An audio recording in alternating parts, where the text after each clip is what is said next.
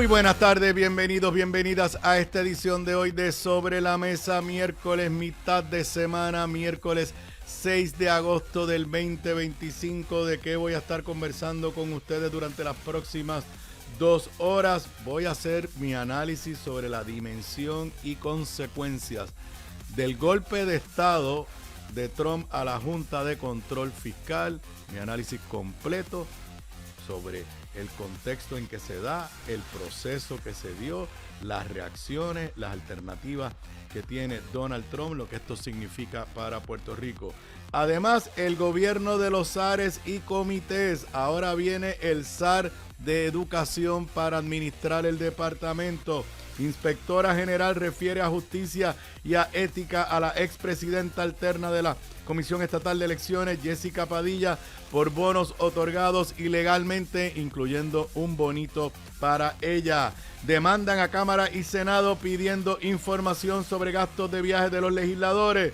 Noticia positiva, confinados y confinadas van desde la cárcel hasta la UPR. Y en la esfera federal, Trump arrecia en su guerra de aranceles, ahora sus nuevas tarjetas Canadá y la sorpresiva de hoy, India. Esos son los temas que voy a estar discutiendo con ustedes en la tarde de hoy, en Sobre la Mesa, que comienza ahora. Un líder cuya voz conecta historia y actualidad. Su visión clara y experiencia única dan luz a los temas que moldean nuestra nación. Aníbal Acevedo Vilá está en Radio Isla 1320. Esto es Sobre la Mesa. Nuevamente bienvenidos, bienvenidas a esta edición de hoy de Sobre la Mesa. Para los que me estén escuchando, me estén viendo en vivo aquí desde el estudio, en donde el estudio de ATH Móvil Powered by Evertech. Son exactamente las 3:58 de la tarde. Me escuchas en vivo a través de toda la cadena de Radio Isla 1320, pero también me puedes ver y escuchar a través de la aplicación móvil de Radio Isla 1320. Te invito, que si no has descargado esta aplicación móvil, que lo hagas. Eso quiere decir que puedes escuchar y puedes ver en video también toda la transmisión de Radio Isla, no importa en qué lugar de Puerto Rico o en qué lugar del mundo te encuentras. También estamos en vivo en la página de Facebook de esta emisora, en la página de Facebook de este servidor, facebook.com/acevedovilá.net, en el canal de YouTube de Radio Isla, y a las 10 de la noche todas las ediciones de Sobre la Mesa se retransmiten íntegras en el canal 85 de Liberty Cable TV. Además, más tarde hoy o temprano mañana la encontrarás en todas las aplicaciones que permiten escuchar podcasts a través del internet: Spotify, Apple Podcasts, Google Play, en la aplicación de podcast de esta emisora, y también la encontrarás en mi canal de YouTube. Sé que muchos de ustedes me escuchan grabado en podcast o me escuchan o me ven grabado en mi canal de YouTube. Agradecemos su sintonía en vivo o grabado. Trato de leer los comentarios que me dejan. No siempre los puedo leer todos, pero los agradezco en el canal de YouTube. Si no te has suscrito a mi canal de YouTube, que eso es completamente gratis, vas a YouTube, escribes en el buscador mi nombre, Aníbal Acevedo Vilá, y te va a llevar a mi canal de YouTube. Le das a la campanita y quedarás ahí registrado y recibirás un aviso cada vez que posteemos, como se dice en buen puertorriqueño, algún video nuevo o alguna nueva edición de Sobre la Mesa. Antes de entrar a los temas que quiero discutir, les recuerdo, yo creo que ya empezaron a llegar los primeros libros. Y los primeros que lo ordenaron en la preventa, deben salir para el correo mañana, jueves o el viernes, así que los estarán recibiendo. La preventa a precio especial de mi nuevo libro, En Primera Fila, las luchas sobre el estatus en el Congreso y Puerto Rico, 1997-2025. Ya los que lo ordenaron en la preventa lo deben empezar a recibir, porque ya llegaron las primeras impresiones del libro, los primeros libros impresos, disculpen. La preventa va a estar, yo creo que por lo menos hasta el fin de la semana que viene. El libro se va a vender en las librerías, cuando llegue a las librerías, en $49.99, pero en esta preventa especial, y lo recibes primero que nadie, por tan solo $40. Y puedes ponchar ahí. ¿Cómo lo puedes ordenar? Vas a mi página acevedovilá.net, facilito, mi apellido, acevedovilá.net. Ahí cliqueas donde está la carátula del libro y y lo puedes ordenar vía correo en esta etapa de preventa por $40 y no te estaríamos cobrando el correo, o sea, lo que cuesta el acarreo para enviártelo por correo. La otra alternativa, y muchos lo hacen a través de esa alternativa, precisamente estamos en el estudio de ATH Móvil, pues utilizas ATH Móvil. Si tienes ATH Móvil, y ya en Puerto Rico prácticamente todo el mundo lo tiene, vas a la sección de negocios, escribes publicaciones PR y haces el pago de $40. Ahí probablemente mi asistente se comunicará contigo, porque ahí no se puede poner la dirección postal, no hay suficiente espacio para pedirte la información y hacértelo llegar. Repito, ya llegaron las primeras volúmenes en primera fila. Se deben empezar a salir por correo si lo quieres recibir primero que nadie y a precio especial. Ordénalo rapidito. La información también está en mi página de Facebook y en mis diferentes redes sociales. También les tengo un anuncio. Mañana jueves comenzaremos una nueva sección, más o menos como a las 4:30 de la tarde, en todos los jueves aquí en Sobre la Mesa, los temas de salud. Son temas, número uno, importantes. Son temas donde Puerto Rico tiene grandes retos, donde la población puertorriqueña tiene grandes retos, y todos los jueves vamos a tener una nueva sección, Creditmia 360, Perspectivas de Salud, con el licenciado Salvador Rovira Rodríguez. Comenzamos mañana. Todos los temas de salud, casi todos los días salen noticias de salud. En el fin de semana salió noticia sobre los incentivos que se le dan a la clase médica puertorriqueña. Hay diferentes historias, así que ya lo sabes, todos los jueves, Perspectiva de Salud con el licenciado Salvador Rovira Rodríguez. Bueno, al tema, bueno, antes que nada también quiero agradecer, ayer no estaba de vacaciones, ya yo había regresado el lunes, la gente me dice, oye, ya tú regresaste, la pasé muy bien de vacaciones, el lunes estuve con ustedes, pero ayer por unos compromisos de calendario profesionales me fue imposible estar con ustedes y me cubrieron los amigos Luis Vega Ramos y Ramón Luis Nieves, agradecido a ambos.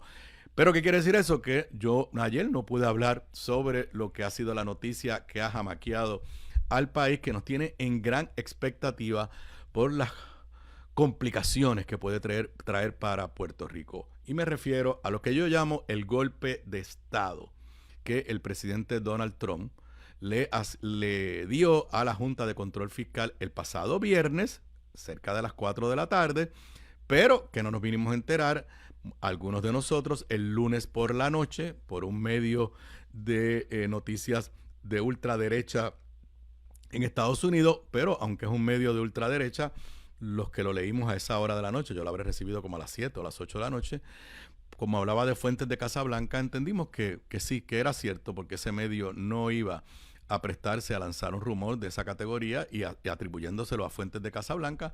Luego por la mañana lo confirmó periódico Bloomberg y por la tarde lo confirmó la propia Junta de Control Fiscal. Es la historia titular en todos los periódicos de hoy, si la puedes ir ponchando ahí.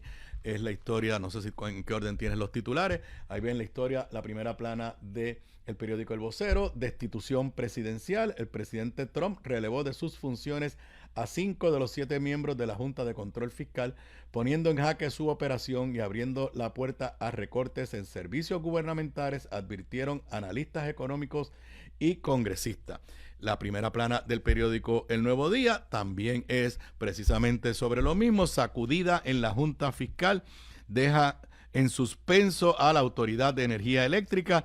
El ente que controla las finanzas del país oficializó ayer que 5 de sus 7 miembros fueron despedidos por Donald Trump. Conocedores de la ley promesa alertan que la movida podría favorecer a los bonistas en la quiebra de la corporación pública. Y el periódico digital Metro tiene pues lo que podríamos caracterizar la historia, la primera plana más atractiva, porque es una caricatura. A los que no están viendo en video, está el presidente Trump en un tamaño grande con una escoba. La escoba dice "You are fired", y entonces son 5 los que votaron. Al que hizo el dibujo se le faltó uno. Hay 4 que están como que la escoba los está barriendo, y hay 2 que están sentados, que son los que se quedan en la Junta. Barrida presidencial en la Junta. impacto. Anticipan que el despido de cinco de los 7 miembros de la Junta tendrá efectos en el proceso pendiente de reestructuración de la deuda de la Autoridad de Energía Eléctrica. Esa primera plana del periódico El Nuevo Día, ahorita lo voy a mostrar, no ahora, provocó una reacción de uno de los 2 sobrevivientes, de uno de los 2 que no fue despedido por el presidente Donald Trump. Ok, vamos primero a poner en contexto cuándo es que se da esta decisión del presidente Donald Trump.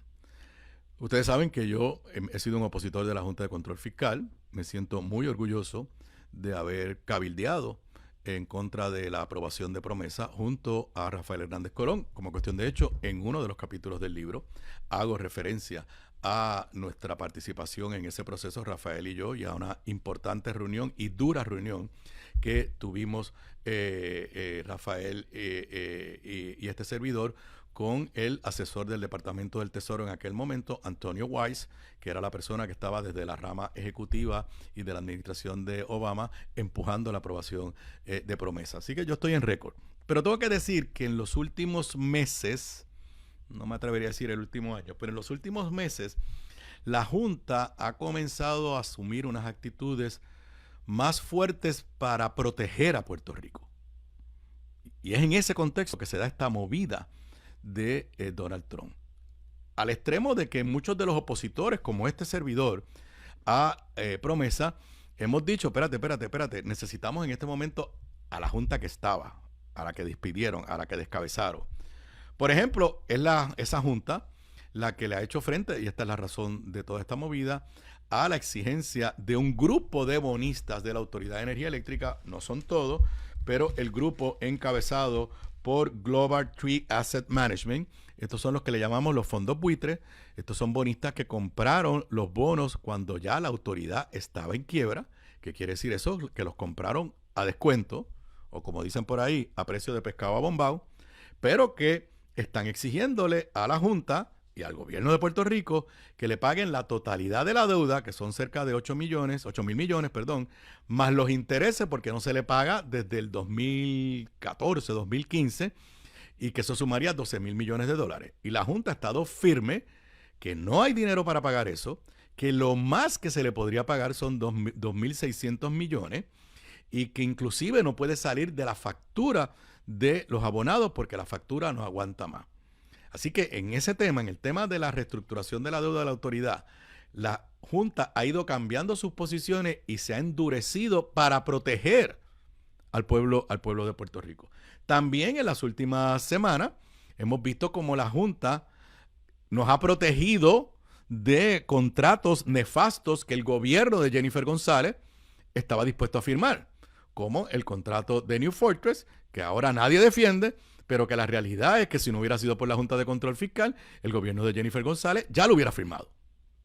Y más reciente, que lo comenté el lunes en este programa, el contrato medio extraño que le dieron a una compañía, a Subo, en el Departamento de Salud, sin subasta, cancelando otro contrato. La Junta de Control Fiscal le ha dicho al gobierno de Jennifer González, particularmente a Francisco Dómenech, que no es quien firma el contrato, pero por alguna razón lo analicé el lunes, es a él que le escribe, me tienes que mandar toda la información antes de este viernes. Es en ese contexto donde la Junta se empezó a activar, los que componen esta Junta, para, diría yo, hacer lo que debieron haber hecho desde el principio, pero no lo hicieron de esa forma, para tratar de proteger los mejores intereses de Puerto Rico, que se da esta movida. Los bonistas de la Autoridad de Energía Eléctrica, y yo me sospecho que la gente de New Fortress también, pero en cuanto a los bonistas, no hay duda, se empezaron a mover en la capital federal. Lograron que congresistas republicanos mandaran cartas, ese tipo de cosas, y se celebró la vista pública. En ese contexto, no nos olvidemos de esto, Tomás Rivera Chat, sacando pecho, aprobó una resolución del Senado, que eso es un show, eso no tiene ningún efecto, pero aprobó una resolución del Senado exigiendo la salida inmediata de la Junta de Control Fiscal. La gobernadora se hizo eco de eso, pero con un lenguaje un poquito más cuidadoso, diciendo, bueno, no necesariamente en este momento. Digo, todos queremos que la Junta se vaya en su momento, pero que la Junta se fuera ahora, y se analizó en este programa, hubiera sido un triunfo para los bonistas. Creo que lo que Trump le ha hecho es un triunfo mayor todavía a que se fuera la Junta.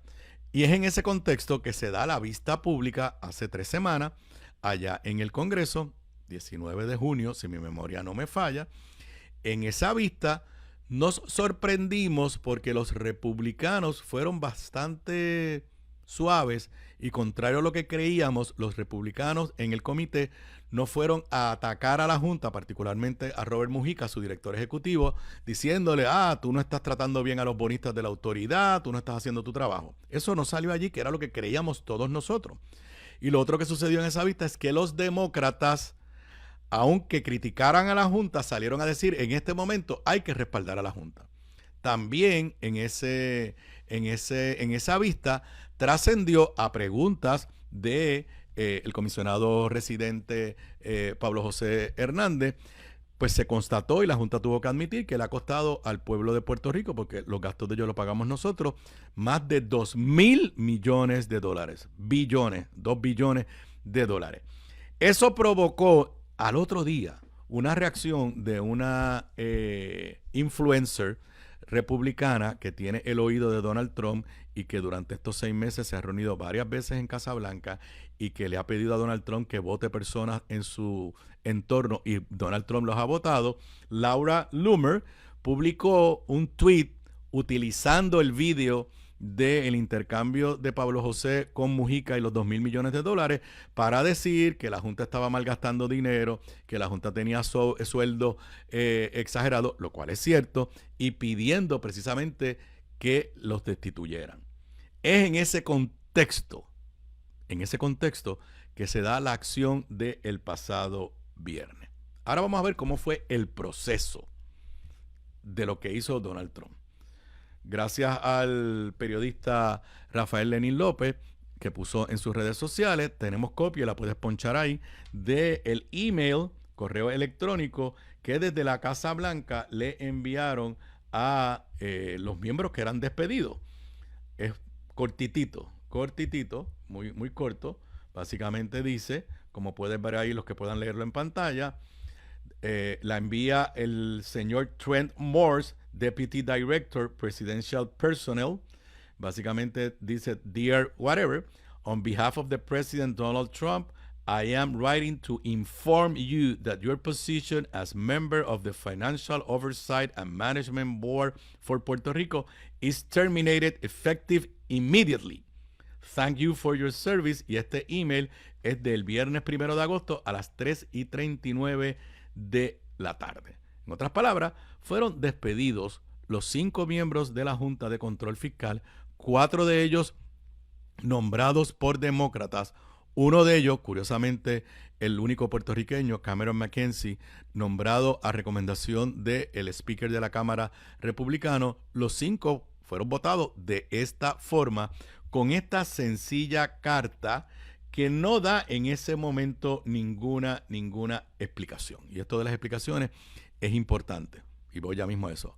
Luego, cuando ya la noticia, obviamente en la cronología, esto se filtra el lunes por la noche por el medio conservador de derecha, la Junta lo niega. No entiendo por qué lo negaron, porque ahora nadie, o sea, me parece que pierden su credibilidad, a menos que los 5 miembros no le hayan dicho nada a Mujica.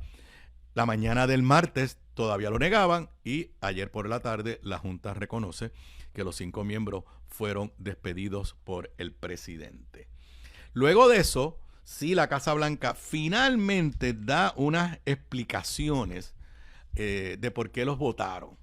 Y estoy leyendo ahora de la nota de José Delgado en el periódico El Nuevo Día, porque le dieron unas expresiones escritas a algunos medios de comunicación. Dice la Casa Blanca: la Junta de Puerto Rico ha sido dirigida de manera ineficiente e ineficaz por sus miembros gobernantes durante demasiado tiempo y es hora de restaurar un liderazgo con sentido común. Dice José Delgado en El Nuevo Día. Al confirmar la determinación de Trump, la Casa Blanca argumentó además que el presidente tomó su decisión debido a que, pese a la existencia de la Junta, cito de las declaraciones de Casa Blanca de Trump, las prácticas de corrupción y fraude en la adjudicación de contratos públicos del gobierno de Puerto Rico ha continuado. ¡Wow! Voy a eso ya mismo. Y luego, también en la declaración escrita, hace referencia al proceso de la Autoridad de Energía Eléctrica. La declaración, leo del Nuevo Día, la declaración también denunció el largo proceso de reestructuración de la Autoridad de Energía Eléctrica, el salario del director ejecutivo del ente, Roberto Mujica, y criticó que la Junta se opusiera al nombramiento de un inspector general del sector privado en la Autoridad de Energía Eléctrica. Así que ahí tú tienes las tres razones que dan mucho gasto. Bueno, en cuanto a mucho gasto, yo estoy de acuerdo. Pero así fue durante el primer cuatrenio de Donald Trump y él miró para el otro lado. Y si tú quieres de alguna forma llamarle la atención, lo que tienes es que pedirle al Congreso, que lo controla Donald Trump, que apriete los tornillos y que se examinen algunos de los contratos, porque los miembros de la Junta no cobran. Los gastos están y los gastos grandes están en los empleados que hay allí y en los contratos de consultoría. La segunda razón es un insulto a Jennifer González y a los gobiernos del PNP, porque desde la Junta se aprueba bajo Alejandro, pero de ahí en adelante, desde que la Junta entró en operaciones, ha sido Ricky Rosselló, Wanda Vázquez, Pedro Pierluisi y Jennifer González. Y Donald Trump, por quien Jennifer González está todos los días, a quien Jennifer González está todos los días defendiendo, Donald Trump acaba de decir que sacaron a estos 5 miembros porque estos 5 miembros no fueron capaces de detener la corrupción de los gobiernos del PNP, incluyendo el de Jennifer González, porque dice ha continuado. Y obviamente la tercera razón es la que es la realidad detrás, que es la queja sobre la reestructuración de la Autoridad de Energía Eléctrica. En teoría, los miembros despedidos, los 5 miembros despedidos, en teoría podrían demandar. ¿Por qué? Porque la ley promesa dice que solamente se les puede destituir por justa causa. ¿Qué es justa causa? Pues eso también hay que probarlo y puede ser que los tribunales sean flexibles. Pero el email que le enviaron no da ningún argumento. Y ese es el instrumento mediante el cual fueron despedidos. Estas quejas que da Casablanca le aplican a los 7 miembros. Porque las decisiones de la Junta, la inmensa mayoría de ellas son por unanimidad. O sea, ¿qué quiere decir? Que los 2 que se salvaron estaban tratando de controlar el gasto público. No sé, me parece que yo no creo que en derecho se sostendría, pero no creo que ninguno de los miembros va a demandar. Esas personas no reciben sueldo por ser miembros de la Junta de Control Fiscal. Si van a demandar, tienen que conseguirse un abogado y se lo van a tener que pagar ellos. Y sería demandar al presidente de los Estados Unidos. Yo no creo que estén en esa. Además, la nota que envió ayer, el corto párrafo que envió ayer la Junta de Control Fiscal, de ese corto párrafo uno puede intuir que ninguno de los 5 va a demandar. Aunque pues sientan que ha sido claramente injusto y que fue sin justa causa. Y lo último, no lo último porque me falta mucho análisis. No consultaron o le informaron previamente a la gobernadora republicana trumpista Jennifer González. Todo tiende a indicar que la gobernadora se enteró igual que todos nosotros. Es más, temprano en la mañana ayer, las primeras declaraciones de Fortaleza fue del ayudante en asuntos legislativos, no recuerdo el nombre, distanciándose y diciendo, no, nosotros no hemos pedido que voten a nadie. Entonces, que el presidente, que esté Donald Trump y Donald Trump hace estas cosas, pues es chévere. Pero Jennifer González, primero ha aprobado las leyes más ultraconservadoras y trumpistas que en muchos otros lugares de Estados Unidos. Es lo único importante de legislación que se ha aprobado en Puerto Rico son las medidas ultraconservadoras de Tomás Rivera Chat y Joan Rodríguez Bebe, que Jennifer González se las ha firmado. Jennifer González no se ha atrevido a alzar la voz para defender a Puerto Rico ante los recortes y las amenazas de Donald Trump. Propuso una estatua.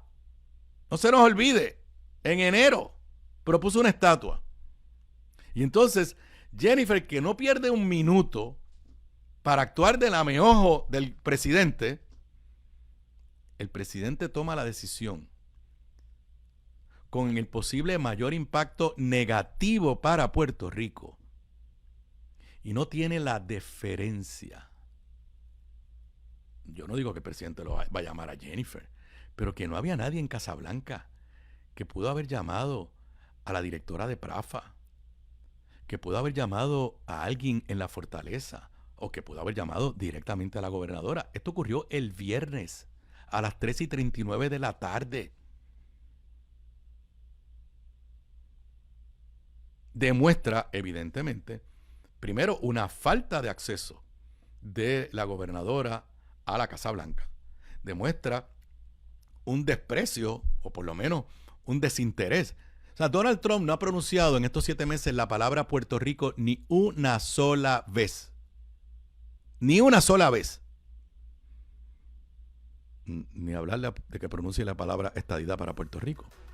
Entonces, el primer acto oficial de la Casa Blanca relacionado con Puerto Rico es el golpe de Estado a la Junta de Control Fiscal. Y la gobernadora ni tan siquiera recibió una llamada para alertarla. Nos vamos a una pausa. Cuando regresemos luego de la pausa, vamos a ver las reacciones, vamos a ver las alternativas que tiene Trump y lo más importante, lo que podría pasar de cara al futuro. Regreso con más luego de la pausa. La clave para la buena cocina, además de los ingredientes y recetas, está en la calidad de los productos en los que cocinas. Por eso te recomiendo mi línea Giovanna Heike Cookware Collection, con acabado en cerámica, mangos ergonómicos y 4 milímetros de espesor para mejor conducción de calor. Lo distribuye North Caribe Imports y su marca Caribí, donde además encuentras utensilios de cocina y limpieza para tu hogar. Ahora cuida tu jardín con Caribí Garden. Caribí, calidad, experiencia y el mejor precio. Pídelos en tu supermercado más cercano. Simplifica tu vida con Caribí. Distribuye North Caribe Imports, la empresa puertorriqueña con más de 50 años sirviéndote a ti. Bocados Divino, el lugar perfecto para almuerzo o cena. Menú internacional, especializados en los mejores guisos, cabrito al vino, rabo encendido y el mejor osobuco que puedes encontrar. Mariscos frescos del país, langosta de nuestras costas, amplia carta de vinos y jugos naturales, con la mejor localización, seguridad y amplio estacionamiento gratis. Bocados Divino, en el edificio del Colegio de Abogados en Miramar. Para reservaciones, llamar al 787-238-1530. Gramas lindas, gramas, plantas, palmas y todo para tu jardín. En Dorado, 796-1386. 796-1386. Gramas lindas, excelente calidad y servicio insuperable. 796-1386. Y de regreso a Sobre la Mesa, para los que me estén escuchando, me estén viendo en vivo, son las 4:27 de la tarde de hoy, miércoles 6 de agosto del 2025. He dedicado la primera parte y todavía me falta mucho de la edición de hoy de Sobre la Mesa al análisis desde mi perspectiva de la dimensión y consecuencias del golpe de Estado de Donald Trump a la Junta de Control Fiscal. En el primer segmento hablé un poco del contexto para que se entendiera que se da esta decisión de Donald Trump y de el proceso desde el punto de vista de lo que sucedió desde el viernes, aunque nos vinimos a enterar ayer. Ahora quiero un poco reaccionar a las reacciones oficiales que ha habido. Y tengo que decir que no sé qué palabra usar, quizás es desilusionado. Para la gobernadora no ha pasado nada. Según la gobernadora, ella ha trabajado con todos los miembros de la Junta de Control Fiscal y trabajará con los nuevos miembros de la Junta de Control Fiscal. Al extremo que hoy sacaron a el secretario de la Gobernación, que a la misma vez es el director de AFAF, que es la agencia que interactúa a diario con la Junta, Francisco Domenech, para decir que nada ha cambiado. Así dice, nada ha cambiado y todo sigue normal. Obviamente, en el caso de la gobernadora y su equipo, pues es esta cosa de que no se atreven a criticar a Donald Trump. No se atreven. Y decir que esto es business as usual, pues me parece que primero es mentirle al país. Todo el mundo sabe que lo que va a venir, y ahorita voy a hablar de los escenarios, pero que lo que va a venir es una junta pro bonistas a todo lo que da. Y me parece que el deber de la gobernadora era de alguna forma advertirle al país el posible efecto negativo de esta decisión de Donald Trump. Pero ella prefirió, nuevamente, ser más trumpista que defensora de los intereses de Puerto Rico. El comisionado residente, Pablo José, es citado en el periódico El Nuevo Día, fue su declaración: el problema principal de la Junta de Supervisión Fiscal no es quienes la integran, sino su naturaleza antidemocrática.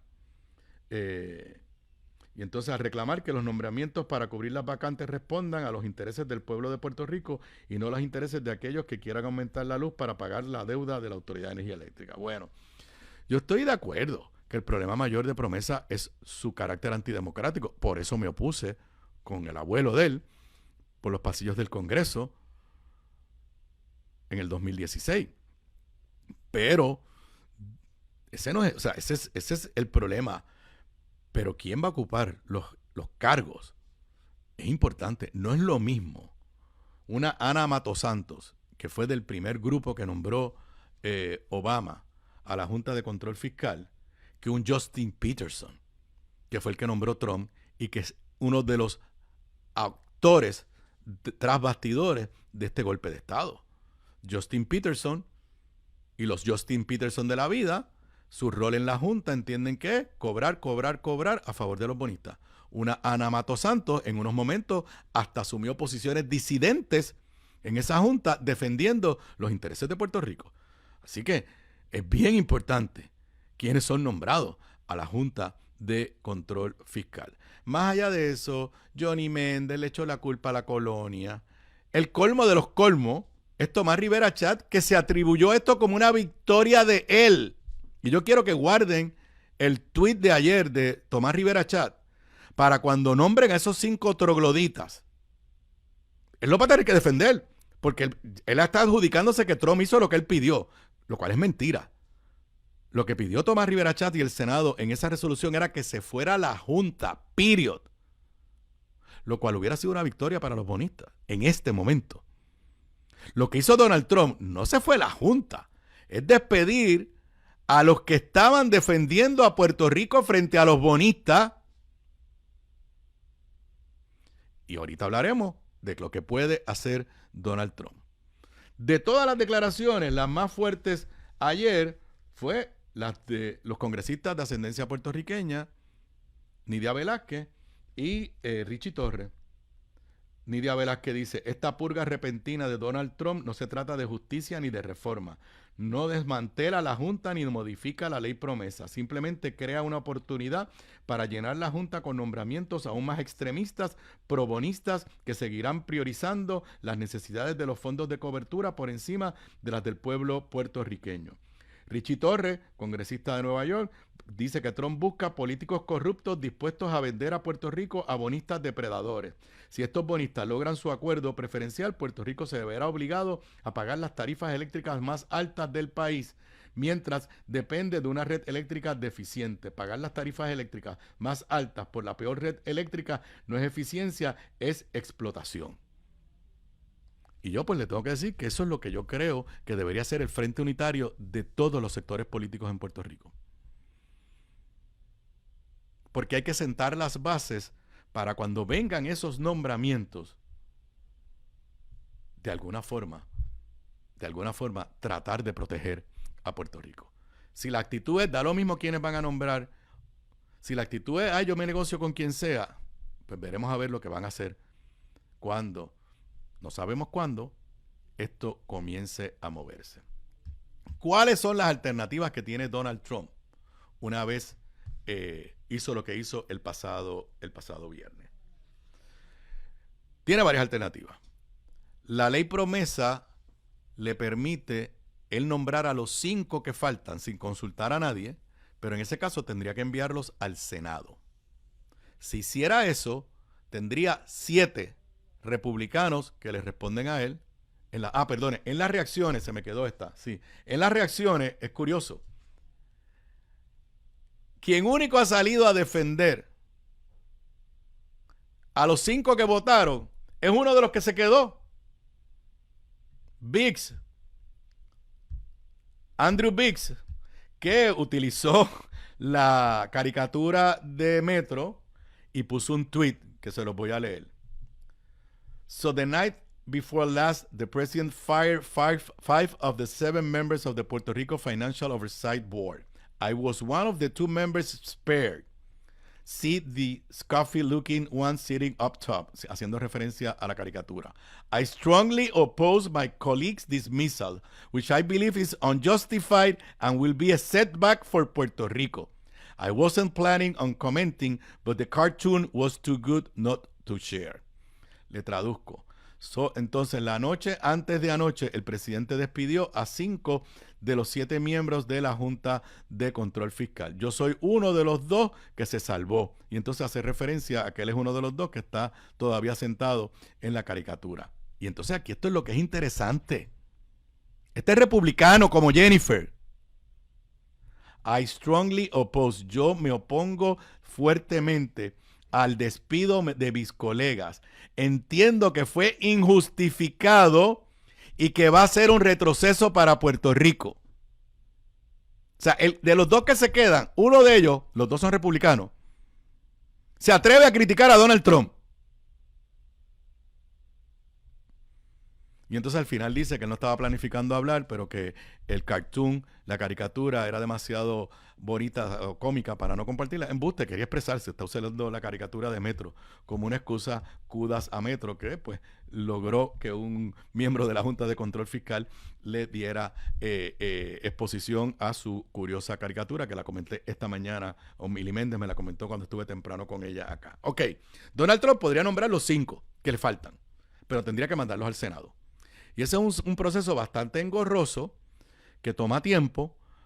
El Senado le responde a él y quizás se los podrían confirmar bien rápido, pero no sé, pienso que no iría por ese camino. Ok, si no va por ese camino, tiene que usar el mecanismo de la ley promesa que fue impugnado y que llegó hasta el Tribunal Supremo, y el Tribunal Supremo de los Estados Unidos lo validó, que básicamente dice, de los 7 miembros, 1 lo nombra el presidente directamente y los otros 6 se dividen entre 2 que nombra el presidente de la Cámara. Bueno, no nombra el presidente, pero de unas ternas que le envía. O sea, 2 vía presidente de la Cámara, 2 vía líder de la mayoría republicana, la mayoría en el Senado. En este caso esos 2 son republicanos, ahí tienes 4.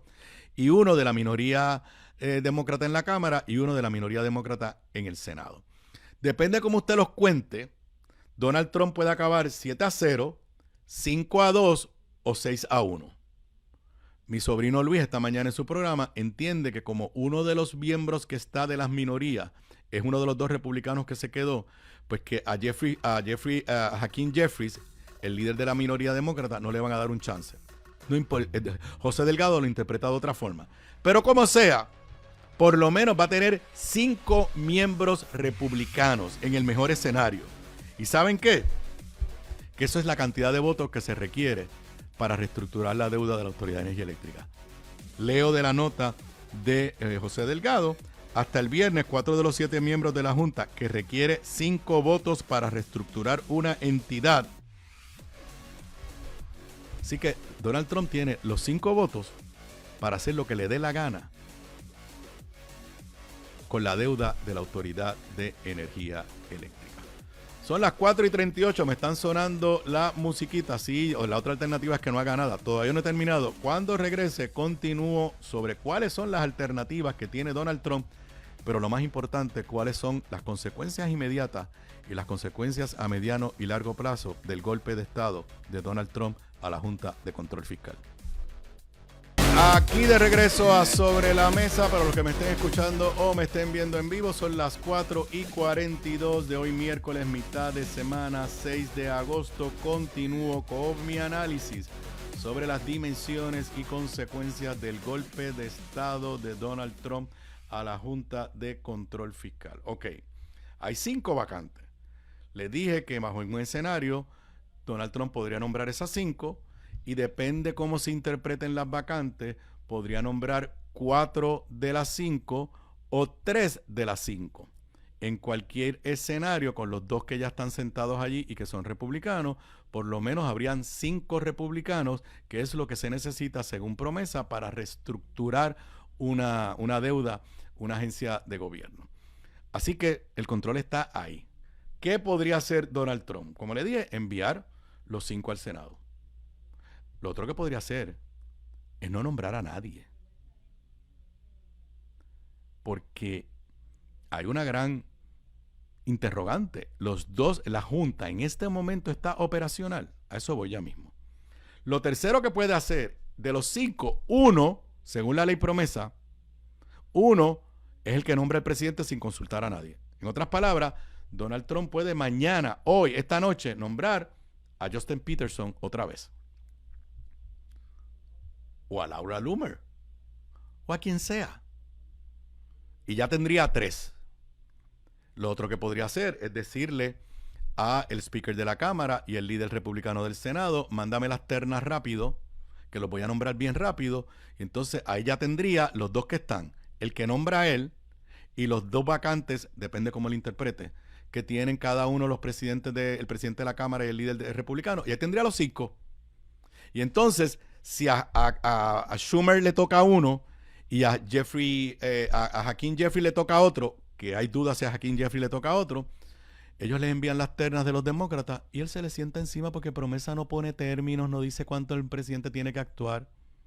Así que esos son los posibles escenarios que tendría Donald Trump. Alguien me escribe en Twitter que si él podría nombrarlos directamente. Bueno, Donald Trump es capaz de montones de cosas, pero me parece que si la ley tiene 2 mecanismos de nombrar, si él los podría nombrar a todos, pero tendría que mandarlos al Senado. Nombrarlos a todos y mandarlos al Senado, pues me imagino que además sería altamente riesgoso porque podría poner en duda las decisiones que tome esa junta de cara al futuro y cualquier acreedor que no esté satisfecho podría ir al tribunal. No creo que va a llegar a eso. Obviamente los votó sin justa causa, pero él sabe que ninguna de esa gente los va a demandar. Además, el Tribunal Supremo de los Estados Unidos se ha hecho de la vista larga hasta ahora porque Trump está haciendo esto con otros puestos federales donde está despidiendo funcionarios de alto nivel de organismos que se supone que sean autónomos, que dicen que se les tiene que despedir por justa causa. Él los está votando. Hoy yo estoy dando un curso avanzado, de mi curso de separación de poderes en la Universidad Católica, un mini curso de estos de 5 días, estoy yendo todos los días para Ponce. Y les decía a los chicos, la jurisprudencia que vamos a discutir hoy o que vamos a discutir mañana, esa jurisprudencia está en veremos porque Donald Trump básicamente está tratando de lograr que el Tribunal Supremo le dé mano libre a un presidente para votar a quien sea dentro de la rama ejecutiva. Pero en este caso, en términos de votar, ya lo hizo. En términos de nombrar, creo que va a seguir cualquiera de los 2 mecanismos de la ley. Ok, ¿cuáles son las consecuencias de lo que pasó y lo que puede venirle para Puerto Rico? La primera pregunta es si la Junta de Control Fiscal está operacional en el día de hoy. La Junta funciona con su director ejecutivo y su staff. Y la realidad es que ellos hacen el trabajo de día a día. Yo no soy experto en promesa como Rolando Emanuel y otras personas, pero entiendo que hay unas decisiones pequeñas, no tan complicadas, que el staff las puede ir tomando, pero entiendo que hay unas decisiones, particularmente, por ejemplo, la aprobación de contratos de estos millonarios, como el de New Fortress, como el de Suba, que tienen que ir al pleno de la Junta. La gran interrogante es si en este momento la Junta está operacional o no está operacional. Si usted lee las expresiones de Francisco Domenech, que como dije, están minimizando lo que pasó, pues parece que nada ha pasado. Estoy leyendo de Metro, ese clipping no lo tiene, no te preocupes. Domenech afirma continuidad en trabajo con la Junta pese a despido. Nada ha cambiado. ¿Qué clase de irresponsabilidad, verdad? Todo el país está esperando qué va a pasar. Dice, tras la destitución, el secretario de la Gobernación y director de AFAP aseguró que el gobierno de Puerto Rico continuará su agenda de trabajo fiscal y energético con el ente federal sin interrupciones. Tal y como expresó la gobernadora, continuaré sosteniendo las reuniones y comunicaciones semanales que hemos realizado desde el comienzo del cuatrenio con el director ejecutivo de la Junta, Robert Mojica. Está bien, pero la pregunta, operacionalmente, con 2 miembros, ¿la Junta puede tomar decisiones, sí o no? Esa es la primera consecuencia. La segunda, que ya empezó a correr, se queda Robert Mujica. Robert Mujica, el actual director de la Junta de Control Fiscal, número uno, es demócrata. Viene de Nueva York, del gabinete del gobernador, de los gobiernos demócratas. Es demócrata. Fue target en la declaración de Casablanca de ayer sobre su sueldo. Ha sido tarjeta de los ultraconservadores republicanos de Estados Unidos quejándose de los gastos de la Junta de Control Fiscal. Hoy, ya el que fue portavoz, o qué sé yo qué, de la campaña de Donald Trump en Puerto Rico, dijo en una estación colega que Mujica se vaya mismo. Inclusive un medio de estos alternativos que hay en Puerto Rico que le responde a la agenda del PNP, ya está diciendo un nombre de una mujer para sustituir a Robert Mujica. Así que, ¿alguien cree que de verdad en este momento es business as usual? No se sabe si la Junta es operacional. No se sabe cuál es el futuro de Robert Mujica. Entonces, eso deja en interrogante, lo cual deben estar celebrando en Fortaleza. ¿Dónde queda la evaluación de los contratos del contrato de New Fortress? ¿Dónde queda la evaluación del contrato de Suba? La empresa esta que se contrató de una forma altamente sospechosa en el Departamento de Justicia. ¿Qué pasa con los procesos ante la jueza Swain? Yo no estoy diciendo que la jueza Swain hoy va a emitir una orden diciendo, pues no vengan hasta aquí dentro de 3 meses. Pero, ¿ustedes creen que de verdad la jueza Swain y todo el equipo que ella tiene en este momento no se están planteando, espérate, ¿para qué yo voy a seguir trabajando aquí si van a venir 5 miembros que probablemente van a retirar el plan de ajuste de deuda de la Autoridad de Energía Eléctrica y nos van a decir que vienen con un nuevo plan de ajuste de deuda? Ahora, una vez los nombres, sea 7-0, 5-2, 6-1, como sea, va a haber un control trompista. Y aquí es que está, de verdad, el peligro para Puerto Rico. Si no hacen que Mujica se vaya antes, no tengo la más mínima duda que cuando los nombren, lo van a sacar.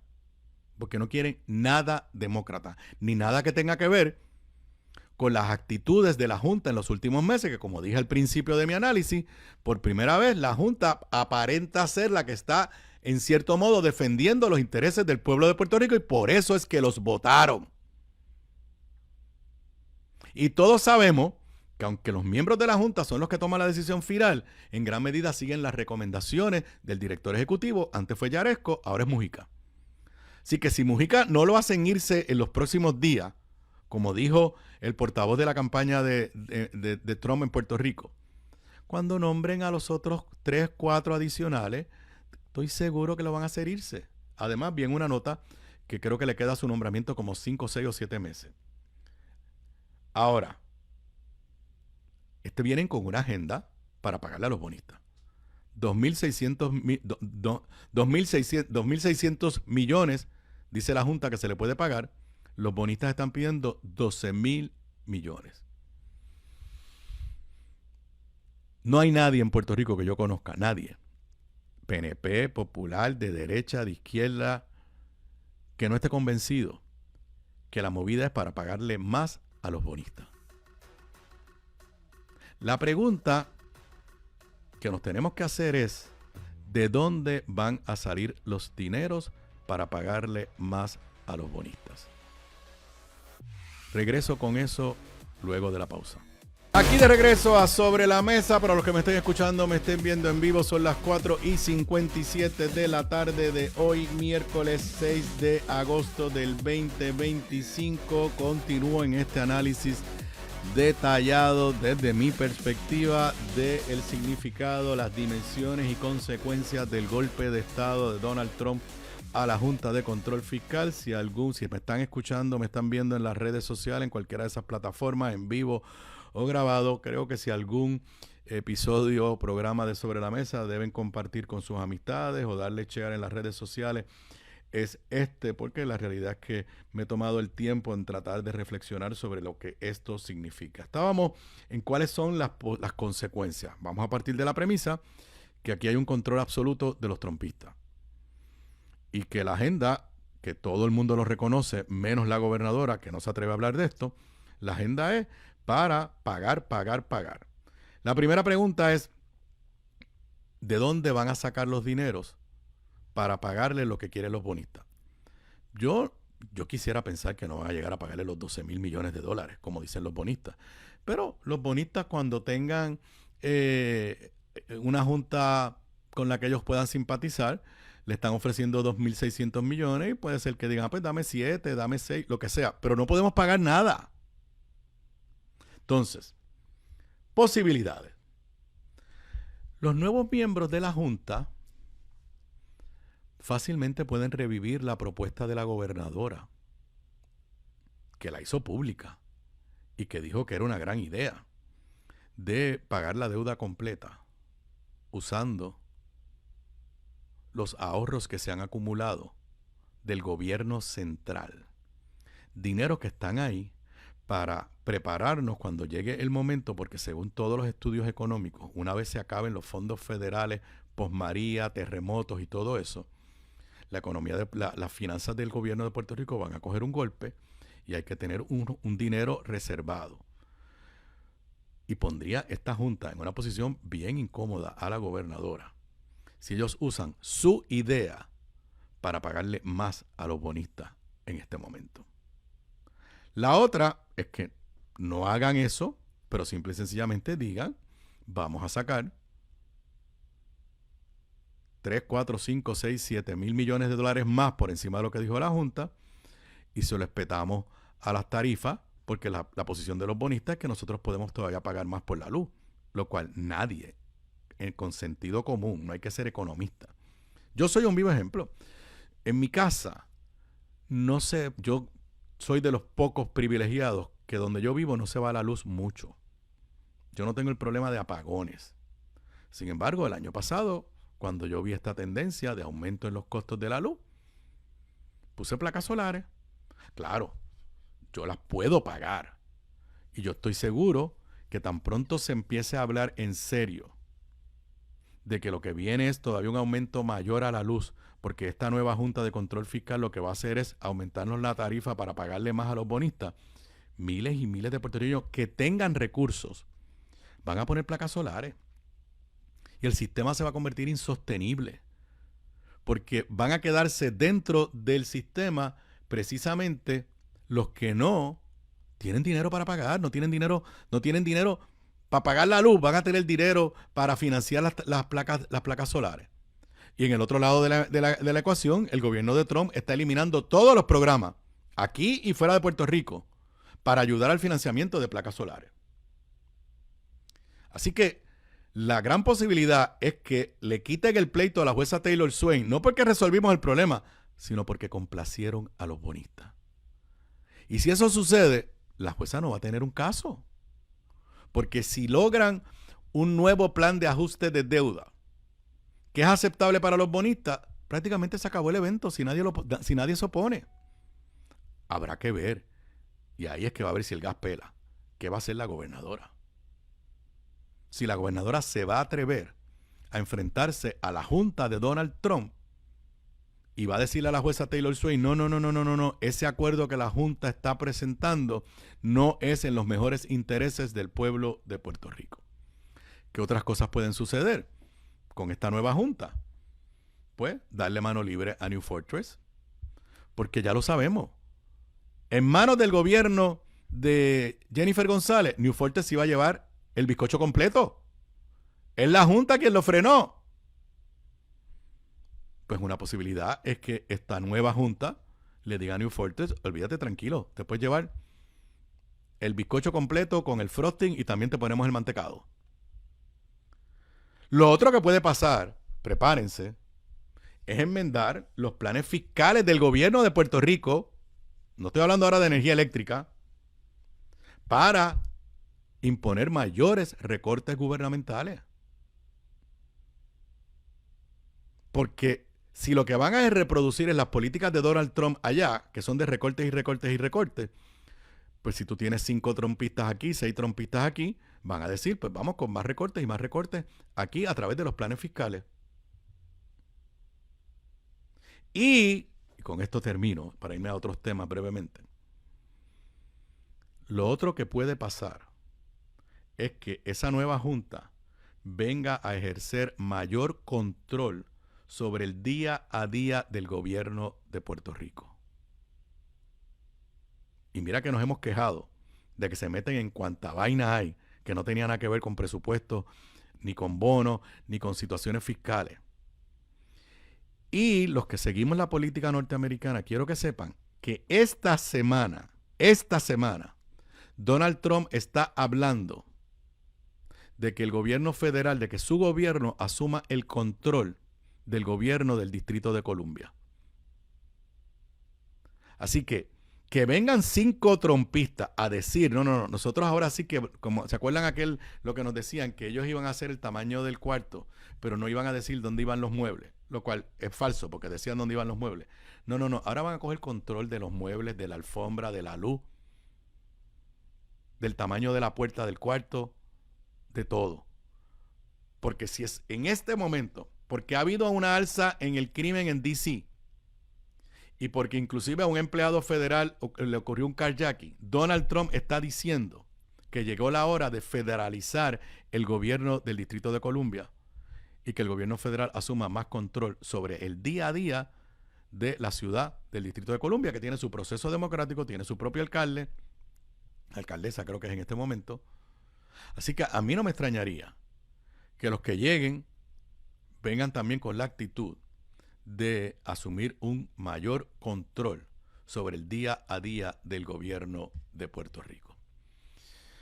Ese es para mí el análisis. Obviamente esto va a tener desarrollos de día a día. Esperaremos a ver si empiezan a bajar nombramientos, si no empiezan a bajar nombramientos, qué pasa con Mujica, qué no pasa con Mujica, qué pasa con las reuniones periódicas que tienen ante la jueza Taylor Swain, las reuniones mensuales que hace la Junta de Control Fiscal. Va a haber reunión mensual con 2 nada más. Reacciones del Congreso, más allá de las expresiones de los congresistas puertorriqueños, no he visto ninguna reacción oficial, puedo estar equivocado. Por ejemplo, de Bruce Westerman, el presidente de la Comisión de Recursos Naturales, el republicano amigo de Jennifer. Después de todo, si las quejas eran que esta Junta gastaba mucho, lo único que había que hacer era pedirle a los republicanos del Congreso que hicieran 2 o 3 enmiendas a la ley promesa para ponerle algunos límites en el gasto. Todo lo que han dicho es excusa para darnos una Junta de Control Fiscal MAGA, Make America Great Again. Una Junta de Control Fiscal que responda a los intereses económicos que históricamente defiende Donald Trump y que en este momento son los intereses de los bonistas, particularmente de los bonistas de la Autoridad de Energía Eléctrica. Bueno, y en otros temas, me queda tiempo para hablar de otros temas. Wow, esta mañana yo vine, como estoy haciendo todos los miércoles, a las 6:25 de la madrugada, yo no soy de levantarme muy temprano, a conversar con Mili Méndez en Pegados en la Mañana. Y cuando llego, Mili me sorprende, porque le tengo que admitir, no había escuchado la noticia de que ayer en el programa Rayos X de Telemundo estaba el secretario del Departamento de Educación, el secretario Eliezer Ramos, y que out of the blue Eliezer Ramos dijo que viene un SAR para educación. Inicialmente yo pensé que era algo impuesto por los federales y dije, bueno, claro, también me estaba raro porque la actitud de los federales y la orden de Donald Trump es desmantelar el Departamento de Educación Federal. Lo conversé brevemente con Mili esta mañana, pero hay una nota de Metro que me sirve ahora para entender mejor de qué se trata la propuesta y darme mi observación. Titular de la nota de Metro en su edición digital, secretario del DE confirma ya se creó la posición del SAR de Educación. Dice la nota de Metro, el secretario afirmó que ya fue aprobada la posición que crea un SAR administrativo para la agencia encargada de la educación pública del país. Ramos confirmó en entrevista en el programa Rayos X que tanto la plaza como el salario fueron creados y aprobados por la Junta de Control Fiscal. Sin embargo, aún no se ha seleccionado a la persona que ocupará la misma y se encuentra vacante. Cita textual al secretario. La estructura está creada, el puesto se creó, el salario tiene aprobación de la Junta. Estamos en el proceso de búsqueda de ese candidato. En el mes de enero, la gobernadora había adelantado que se estaría nombrando a un SAR para el Departamento de Educación, así como lo ha hecho para otras agencias, específicamente para los servicios de la red eléctrica y agua. Según indicó la gobernadora en el mismo espacio televisivo, esta figura se encargará de asegurarse que los fondos de educación lleguen a los salones de clase. Para este mes, la primera ejecutiva había indicado que había 3 personas que en ese momento estaban pasando el proceso de entrevista. Yo de verdad no entiendo. Primero, escoger la palabra SAR es como si no conocieran de historia. Yo sé que una vez aquí hubo un SAR de drogas que tampoco tuvo gran efecto. Y yo sé que en el gobierno federal han nombrado un SAR de la frontera. Pero chequen un poquito de historia. La figura del SAR es la figura de un dictador despótico en la Rusia antes de la revolución bolchevica. Eso es lo primero. Lo segundo, y lo dije esta mañana con Billy, pero ahora entendiendo mejor de qué se trata, de que no estamos hablando de una imposición del gobierno federal. Es como la admisión de la gobernadora de que su equipo que ella escogió no está capacitado para hacer el trabajo que se supone que hagan. Yo puedo entender que queremos que un secretario de educación se libere de muchas responsabilidades administrativas para que se dedique a lo puramente académico. Voy a hacer aquí un comentario con el mayor respeto a Eliezer Ramos, que creo que es una buena selección de la gobernadora, y creo que fue un error de Pedro Pierluisi sacarlo del Departamento de Educación. Pero hasta donde yo sé, Eliezer Ramos no es un educador, es un abogado. O sea, que yo conozca, él no es un educador, especialista en teoría pedagógica. Pero está bien. Ahora, lo que hay es que decirle a Eliezer Ramos, busca la mejor persona que tú tengas y nómbralo subsecretario a cargo de asuntos administrativos. Pero ¿por qué van a crear otra figura burocrática? Que si fueron a la Junta de Control Fiscal para pedirle permiso, sabe Dios cuánto nos va a costar. Entonces, estamos ante el gobierno de los comités y los SARES. Además, y esto pasa con el de energía. Si tú no los creas por ley, no tienen ningún poder de verdad. Josué Colón, los poderes que tiene son los mismos poderes que tenía el anterior director de AFAF. De las APP. Que Josué Colón quizás los está ejerciendo con mayor vigor, pero por orden ejecutiva, por orden administrativa, tú no le puedes dar un poder a alguien que no existe en la ley. Y creo que se le está yendo la mano a la gobernadora con esto de crear comité, crear SARES, crear comité, crear SARES. Ya la Asociación de Maestros, creo que la Federación también, leo también de Metro, Asociación de Maestros advierte que el nuevo SAR en educación agregará más burocracia y costos. Dice esta nota de Nilda Núñez Lamboy de Metro. Rechazó la creación, Víctor Bonilla, presidente de la asociación, rechazó la creación de un SAR administrativo para el Departamento de Educación. Figura cuya plazo y salario ya fueron aprobados por la Junta y no nos han dicho cuál es el salario. En estos momentos la figura del SAR de Educación no nos parece necesaria. Consideramos que añadir esa posición solo agregaría más burocracia y costos a la gestión educativa. Además, yo me hago la pregunta desde el punto de vista de jerarquía gubernamental. Ese SAR, ¿a quién le va a responder? ¿A la gobernadora o al secretario de Educación? Al final del día, el puesto de secretario de Educación está en la Constitución. De los pocos departamentos que nacen de la Constitución, en aquel momento se llamaba Instrucción, es el Departamento de Educación. Entonces, ¿cuál va a ser la estructura jerárquica? Porque si es un SAR, es el que más manda. Sé que no le van a poner ese nombre, pero ya esto está tan trivializado que cualquier cosa que proponga este gobierno de crear un nuevo puesto, le van a llamar SAR. Dice el presidente de la Asociación de Maestros, entendemos que no hace falta crear una nueva estructura para tareas que ya están siendo atendidas. Así que parece que nos vamos, ya tenemos el SAR de energía, el SAR del agua, el SAR, ahora tendremos el SAR de educación y, como dice mucha gente ya por ahí, lo que hay es un SAR para afuera. Yo, temprano en mi vida de servidor público, aprendí que la estrategia de para cada problema crear una agencia, que ocurrió en Puerto Rico en la década de los 60 y los 70 y los 80, era una estrategia equivocada. Y ahora estoy viendo en este gobierno la estrategia de para cada problema crear un comité o nombrar un SAR. Y en los primeros 7 meses, nada de eso ha dado resultado. Es más, hagámonos la pregunta, ¿cuál de los comités que la gobernadora nombró ha producido algo que valga la pena? El de energía yo creo que se reunió en el primer mes de enero, se reunió varias veces, y yo creo que después de eso se reunió la última vez en marzo. Y ese es el problema número 1 del país. El de reforma contributiva, nadie sabe por dónde anda. Y ya ahora la Junta de Control Fiscal se quedó descabezada.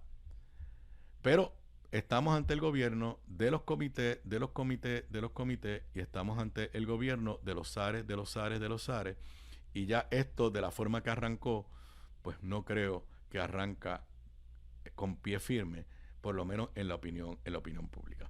Bueno, y en los minutos que me queda antes de irme a la pausa, la inspectora general rindió un informe sobre los famosos bonitos que otorgó la saliente presidenta alterna de la de la Comisión Estatal de Elecciones, la jueza, porque no se nos puede olvidar que es jueza, la jueza Jessica Padilla, antes de irse, que siempre se dijo que no tenía autoridad en ley y que esa otorgación de esos bonos, que incluyó uno para ella misma, eran ilegales. Hoy el periódico, estaba en todos los periódicos, pero cogí la nota del periódico El Vocero, revelan irregularidades en pago de bonos en la Comisión Estatal de Elecciones.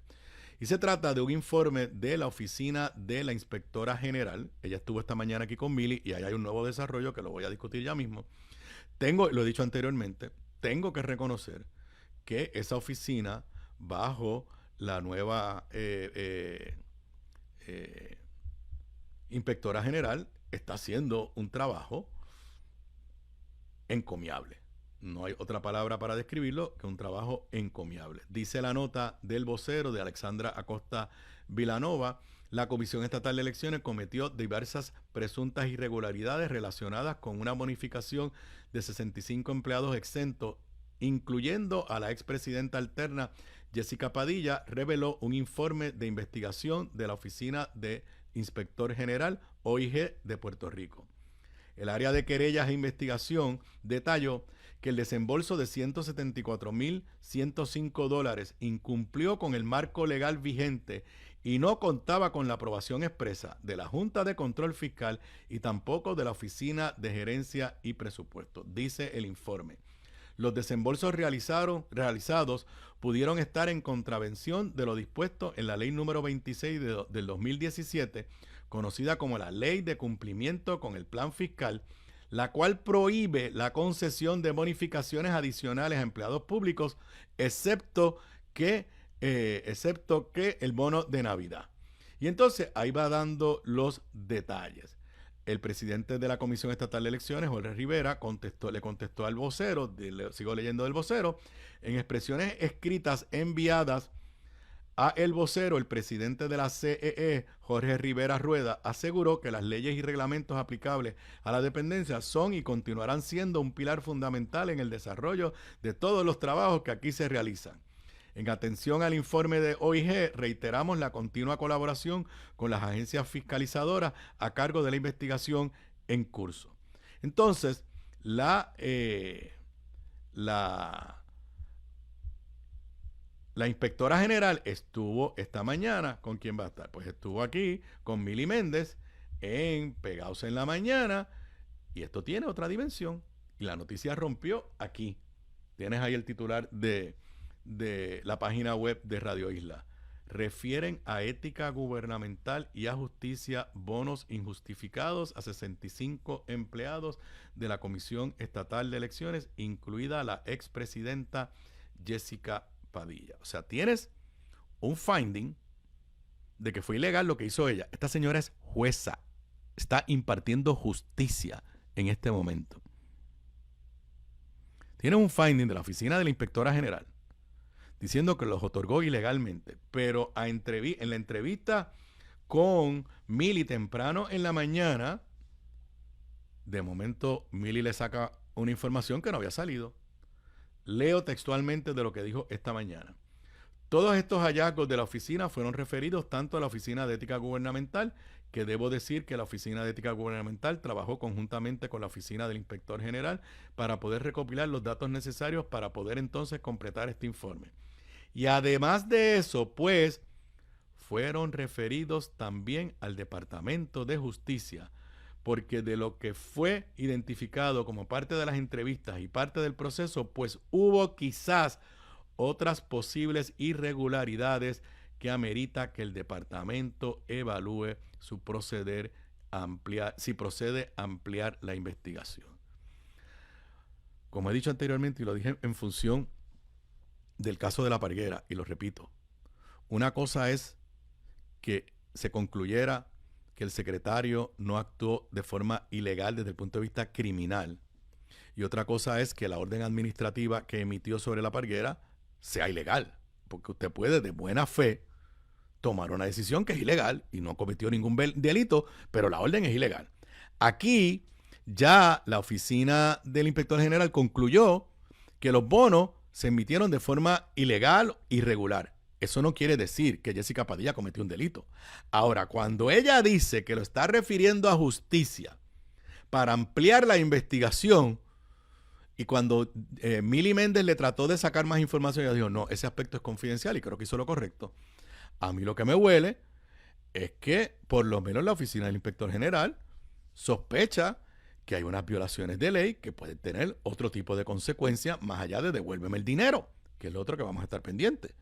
Si se van a hacer las gestiones para que se devuelva el dinero. Sobre ese mismo tema, también con Mili Méndez, aquí en la mañana estuvo la excomisionada electoral del PPD, Carla Angleró, quien dijo su interpretación, que ella entiende que es inminente que justicia refiera al panel del fiscal especial independiente a la expresidenta Jessica Padilla. Cito textual: podría ser inminente el referido a un FEI para la expresidenta alterna de la Comisión Estatal de Elecciones. Muy lamentable, porque todo esto se pudo haber evitado si hubiese habido un diálogo de cómo llevar a cabo los procesos.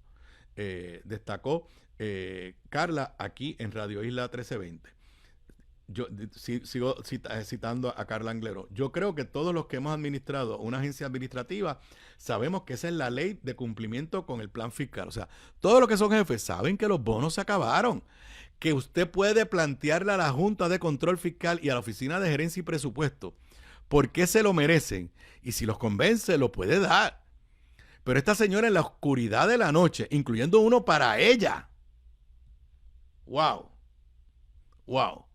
Así que no se sorprendan si en las próximas semanas escuchamos que se está refiriendo al panel del fiscal especial independiente a la expresidenta alterna, quien fue la que dirigió el pasado proceso electoral, Jessica Padilla, con la complicación adicional que esa señora en este momento es jueza del Tribunal de Primera Instancia aquí en Puerto Rico, que quiere decir que en este momento una persona que ya en la oficina del inspector general concluyó que actuó de forma ilegal para beneficio propio, y que ahora se abre la posibilidad que esa actuación tenga consecuencias penales, es a la misma vez una jueza del Tribunal de Primera Instancia de Puerto Rico. Regreso con más luego de la pausa. Aquí de regreso a Sobre la Mesa. Para los que me estén escuchando, me estén viendo en vivo, son las 5:26 de la tarde de hoy, miércoles 6 de agosto del 2025. Bueno, el cuatrenio pasado y el cuatrenio de Ricardo Rosselló, todos estos últimos cuatrenios han sido cuatrenios de mucha restricción a la prensa y a diferentes sectores de la sociedad puertorriqueña de acceso a información pública. Nosotros tenemos un derecho constitucional de acceso a información pública, y se aprobó una legislación con sus defectos que pretende facilitar, esa es la teoría, y garantizar el acceso a información pública que está en poder de las agencias de gobierno. En una noticia que es de esta tarde, rompió, por lo menos yo la vine a ver a minutos antes de entrar aquí, ¿sí? Rompió la tengo de Metro a las 3:43 de la tarde. Tú no tienes el clipping porque precisamente ya yo estaba entrando aquí en vivo. El Centro de Periodismo Investigativo, que vuelvo y repito, ha hecho una labor extraordinaria en precisamente dar a conocer información que es vital para el país, trabajo investigativo. Leo del titular de Metro: llevan al tribunal a la Cámara y el Senado por no entregar información sobre gastos de legisladores.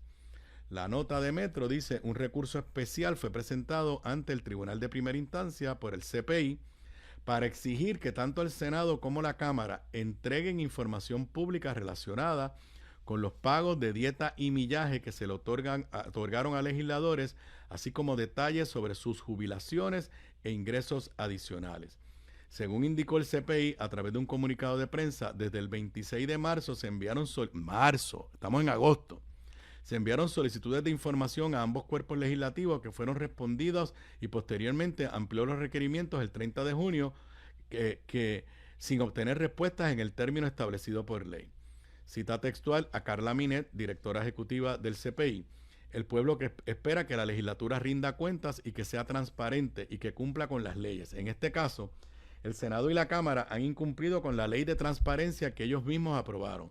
Por eso, y luego de gestiones de seguimiento que no tuvieron resultado, no tuvimos otro remedio que ir al tribunal. Las solicitudes incluyen información sobre pagos por concepto de dieta y millaje a los legisladores, los informes presentados para reclamar esos pagos, así como los nombres de legisladores que han generado ingresos externos entre enero y junio de 2025. También se solicitó confirmar la fuente de esos ingresos y si los mismos están sujetos al pago de contribuciones. La demanda la presentan la reconocida abogada, Judith Berkan, Luis José Torres Asensio y Steven Lausel, de la Clínica de Asistencia Legal de la Facultad de Derecho de la Universidad Interamericana. Quiero aquí hacer una aclaración: los legisladores en Puerto Rico ya no cobran dieta ni tampoco millaje, pero entiendo que lo que hace referencia es a gastos de viaje, porque cuando se viaja a viajes oficiales, particularmente a Estados Unidos o a cualquier otro lugar, entonces sí se da una especie de estipendio. Primero pues está el gasto del viaje como tal y hay un tipo de estipendio. Digo, que yo sepa, en Puerto Rico ya se dejó de pagar dieta y millaje a los legisladores. Si yo me quedé atrás y volvió otra vez esa práctica, pues desconozco. Ahora, no entiendo por qué no le dan la información. Yo creo que todos los pleitos que ha llevado el CPI u otras instituciones reclamando acceso a información, yo creo que todos los han ganado. Al final van a tener que entregar la información. Y esto lo único que hace es darle mala prensa, en este caso a la Cámara y el Senado, que no necesitan de mala prensa, porque tienen de sobra. Y cada dólar que se gasta, el pueblo tiene el derecho a saber en qué se gastó. Esto me crea una interrogante. Yo recuerdo que Rafael Tatito Hernández, como presidente de la Cámara, puso online todo el presupuesto, y tengo entendido que puso online todos los sueldos de empleados y que puso online todos los gastos. Ese es mi recuerdo. Si mi recuerdo es correcto y lo que ha hecho ahora Johnny Méndez es dejar de poner online, disponible público a través del internet, lo que apenas un año atrás se hacía público bajo la presidencia de Rafael Tatito Hernández, yo creo que debemos saberlo. Si mi recuerdo estoy equivocado, pues me corrigen. Pero mi recuerdo es que bajo la presidencia de Tatito, no sé si bajo la de José Luis Dalmau, pero mi recuerdo es que en la Cámara todo estaba disponible online, como debe ser. Si aquí un legislador viaja a Washington, a Nueva York, a Colorado o donde sea, esa información debe ser pública lo más pronto posible. Y que tengamos instituciones como el Centro de Periodismo Investigativo tenga que recurrir continuamente a los tribunales para lograr lo que con un simple solicitud por escrito se debe lograr, pues básicamente, como dice la nota, básicamente es una negación a los principios de transparencia que curiosamente es una legislación aprobada en tiempos recientes. Si mi memoria no me falla, se aprobó bajo la gobernación de Ricardo Rosselló. Creo que sí, es más, si mi memoria no me falla, fue de las últimas, a ver si tengo aquí la cita de la ley. Es de las últimas medidas legislativas, si mi memoria no me falla, que firmó Ricardo Rosselló antes de hacer efectiva su renuncia. Así que ya sabremos, estoy casi seguro que el Tribunal de Primera Instancia va a trabajar esto con prontitud, y si no hay nada escandaloso, pues con más razón entreguen la información, pero es más, no debería ser necesario ni que la pida un periodista, debería estar disponible online. Debería haber un sistema donde cada trimestre, por no decir cada mes, los cuerpos legislativos publiquen todos los gastos que se han incurrido, de viajes, de no viajes, de consultores,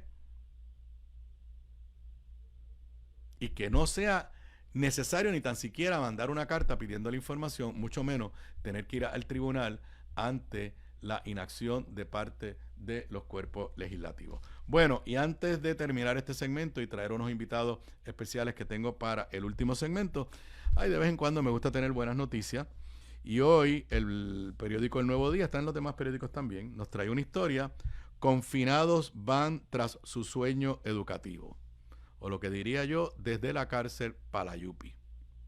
Una nota de Valeria María Torres Nieves. Ustedes saben, el semestre está a punto de comenzar en el sistema público y en las universidades en Puerto Rico, y van a tener 17 nuevos estudiantes que son confinadas y confinados. 9 son mujeres, jerizanas, 8 son varones, gallitos.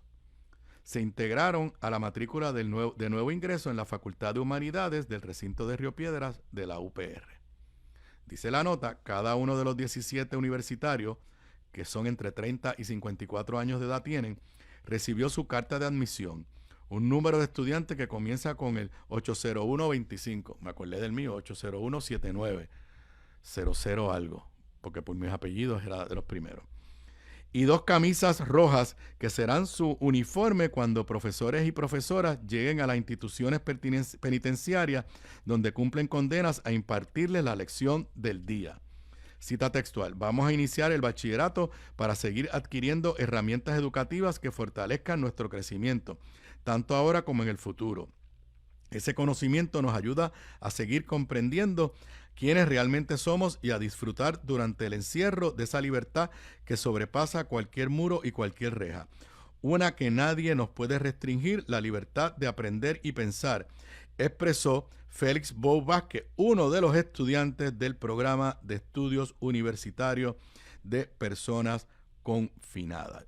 Yo sé que este no es la primera vez, hemos tenido otras historias como esta, pero tengo la sensación de que en lugar de ser algo así esporádico, parece ser que estamos finalmente estableciendo un sistema, una colaboración entre la UPR y el Departamento de Corrección.